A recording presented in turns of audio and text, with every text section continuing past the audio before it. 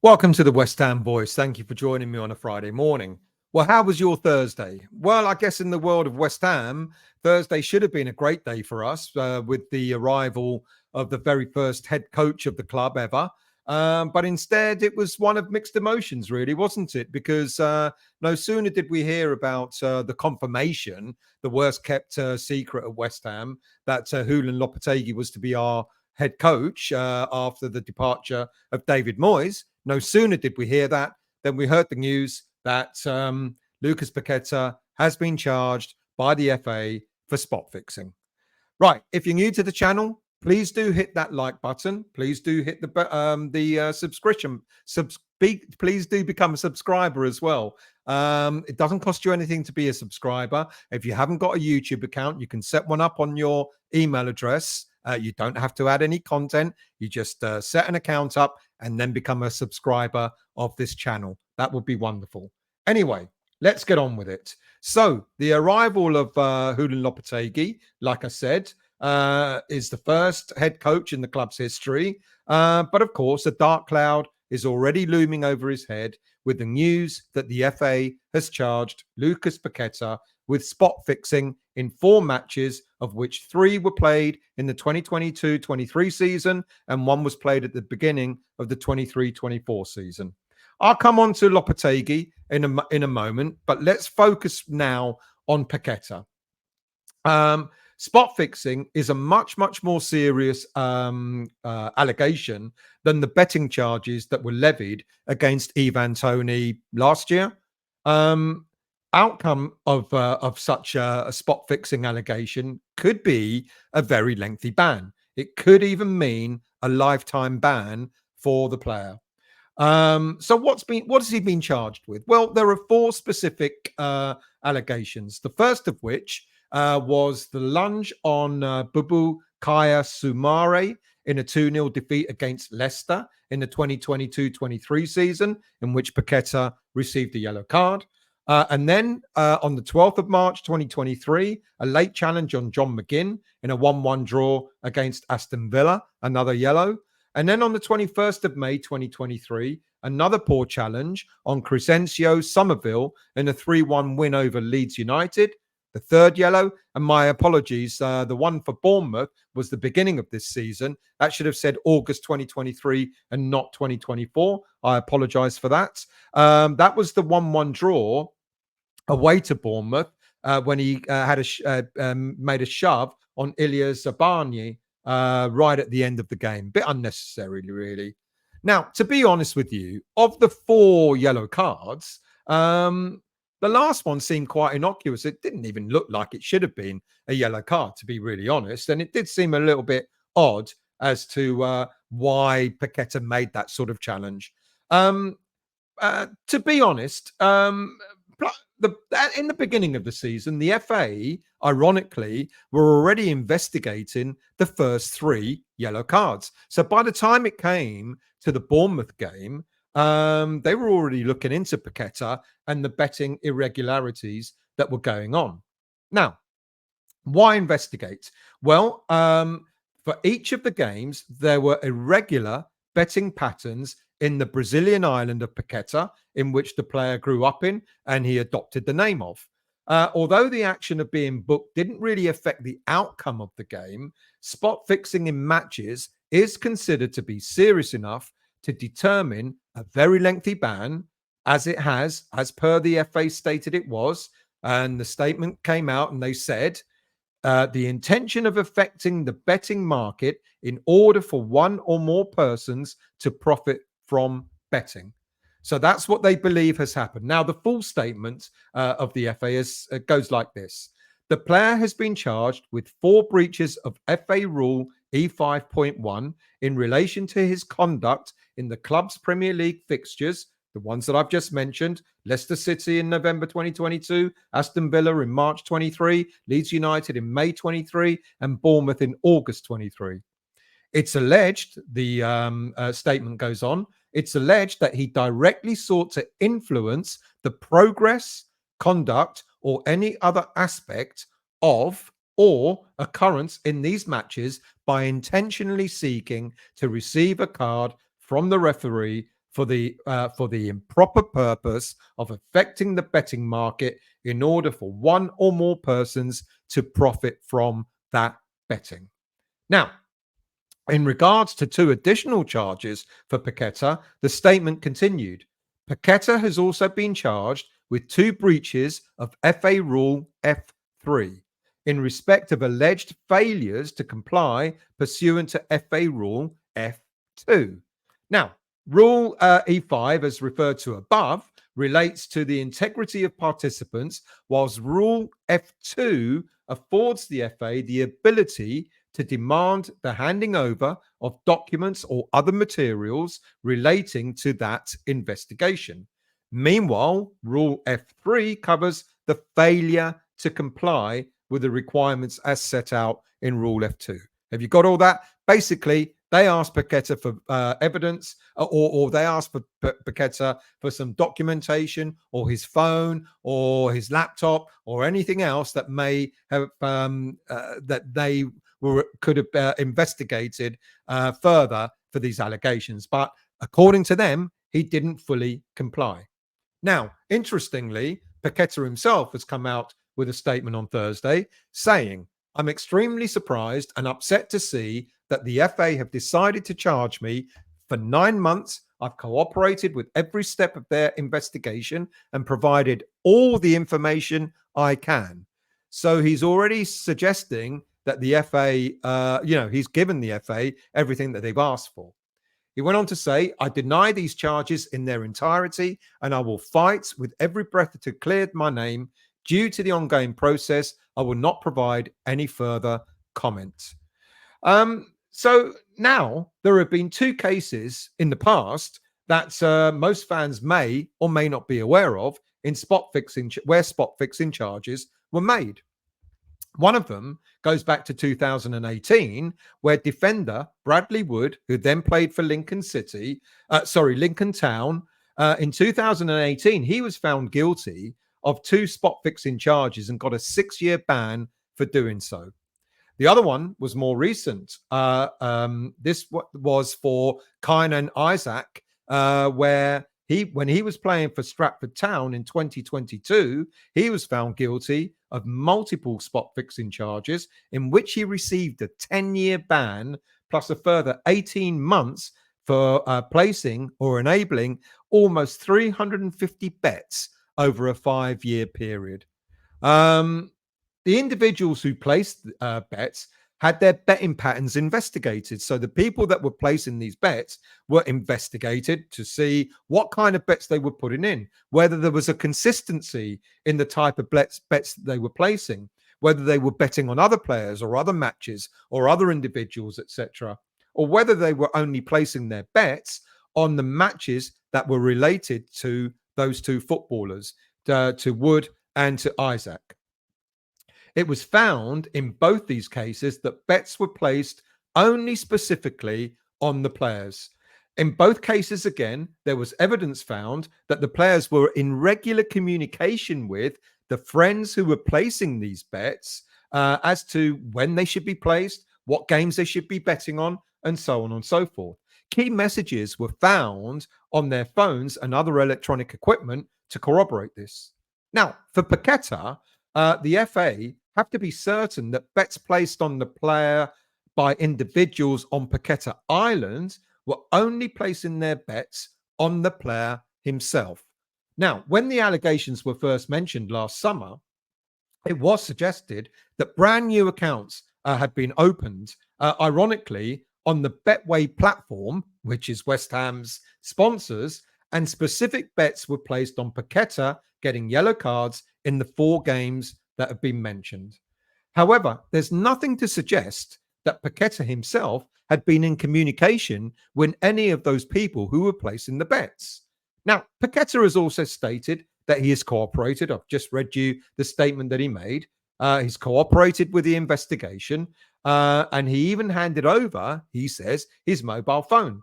But there may be other evidence that the FA may want to see, which may prove or help to disprove that the player was complicit in these allegations.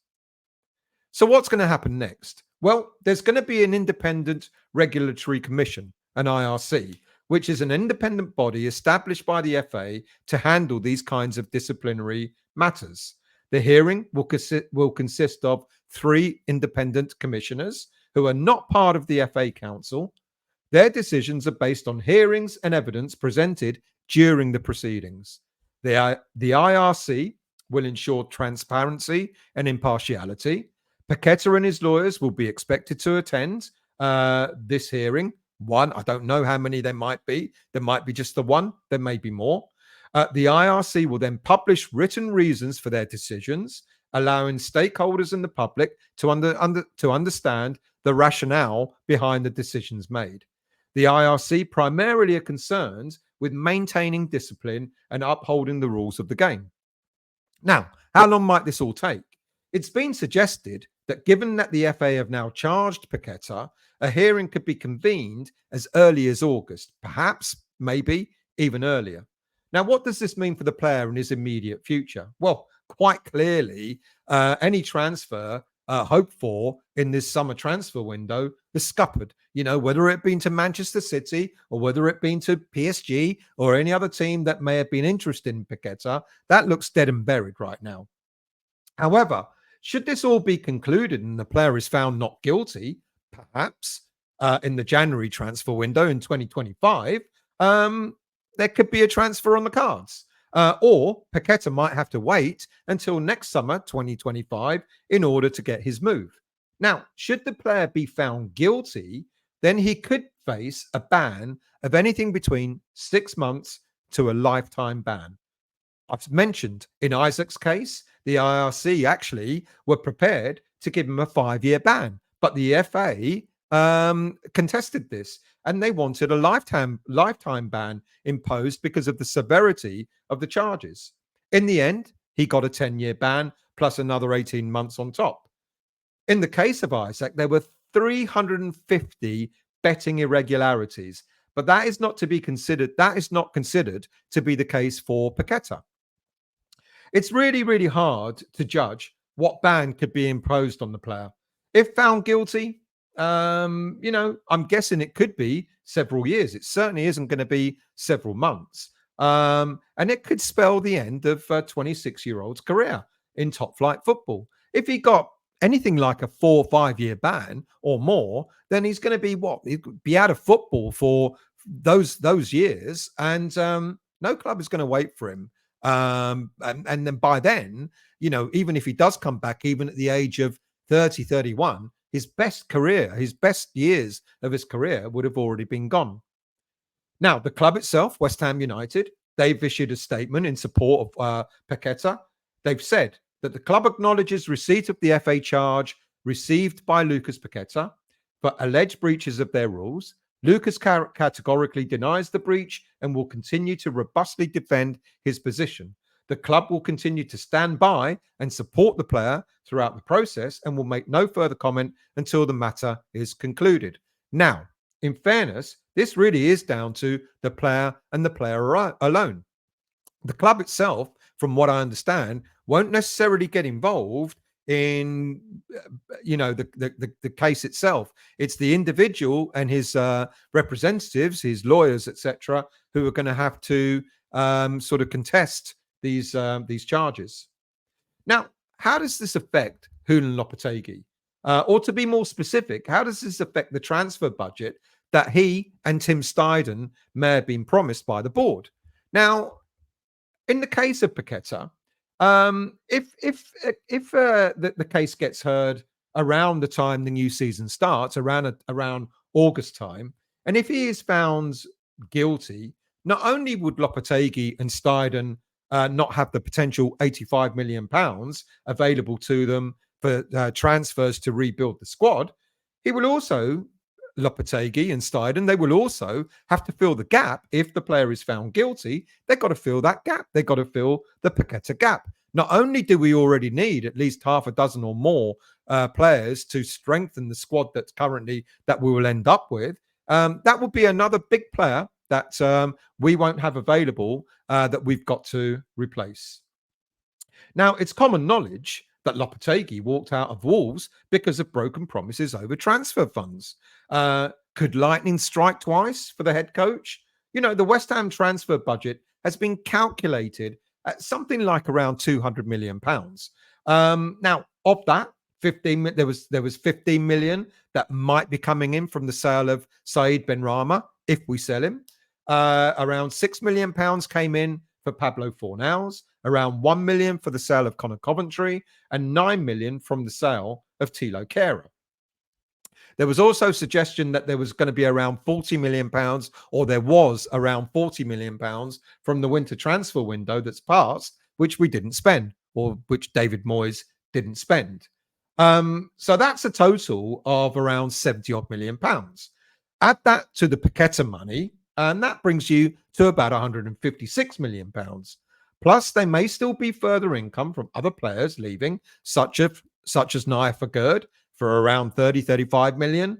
Antonio, I know a lot of fans think he might stay, but there's a possibility that he might go. We can get anything up to what, £8 million for him. Danny Ings might get around 7 million for him, which would increase that potential pot to give or take £200 million, give or take. However, with Paquetá unlikely to be sold, that will reduce the pot to around 120 odd million pounds. Now, it's still a reasonable amount of money, but if we're going to lose a key midfielder from being selected, as well as not having any income from his loss, that's another key position, as I've said, that we're going to have to fill. So that means all eyes turn on whether we have to then sell other big name players. People are already suggesting that we might have to now sell Mohamed Kudus or Jarrod Bowen in order to make up for the money that we're not going to get for Paquetá. I don't think that's going to happen. I don't think, if one way or another we lose Paquetá, whether we are able to sell him, which is unlikely, or if we lose him to a lengthy ban, I don't think West Ham United are going to even remotely consider having to lose Mohamed Kudus or Jarrod Bowen in this transfer window. It was already mooted that, with silly rumours coming out from various so-called ITKs, not West Ham ITKs, make it clear, but more journalists on Twitter, etc. It's already been suggested that Liverpool are definitely in for Kudus, and that's going to be a done deal. And now, of course, rumours are coming out that Newcastle United are interested in Bowen. I don't think West Ham United were ever considering selling two big name players in the same window. And I still don't think that, especially now, if we're going to lose Paquetá for a period of time. But this means that Tim Steidten is definitely going to have to prove his worth now. He's been called the Pearl Diver, and this is where he has to prove that he can unearth some absolute talent for as little money as possible. And he did that at Leverkusen. For example, he brought in Edmund Tepsoba for about £18 million, central defender. The player is now worth around about 40 million. He also brought in midfielder Aquil Palacios from River Plate for around about 15 million, and now he's worth around 40 million as well. He brought in attacking midfielder Florian Wirtz, who got picked up for a mere £180,000 from another German club. He initially went into the Leverkusen academy, but literally 6 months later, he broke into the first team. And now it's suggested that this 21-year-old is worth over £100 million. The development of Kai Havertz from the youth academy is also another success under Steidten. And now, as we all know, he's at Arsenal and he's worth around 80 million. And then there was Moussa Diaby, who was acquired for a mere 13 million pounds, and now is rumored to be worth around 50 million. And of course, he now is at Aston Villa. So if anyone can bring in players on a small budget, we're hoping that it's going to be Tim Steidten that's going to be able to do that again this summer. 120 odd million is it's a decent amount of money, but when you're looking at the minimum of 6 players to bring in, it could be a bit of a challenge. It's going to be interesting to see what's going to happen. This show originally was going to be about Lopetegui, the worst kept secret of West Ham, being made head coach, etc. at the club. And I will be doing another show, probably going out on Saturday morning to go into more detail about Lopetegui. So do look out for that one. In the meantime, like I've said at the beginning of the show, if you're new to the channel, please do hit that like button. Please do become a subscriber. Like I said earlier, very easy to create an account on YouTube. You don't have to put any content in there. Create an account and then subscribe to this channel. That would be fantastic. Thank you all for watching. Do look out for more shows to come, and I'll see you all very soon.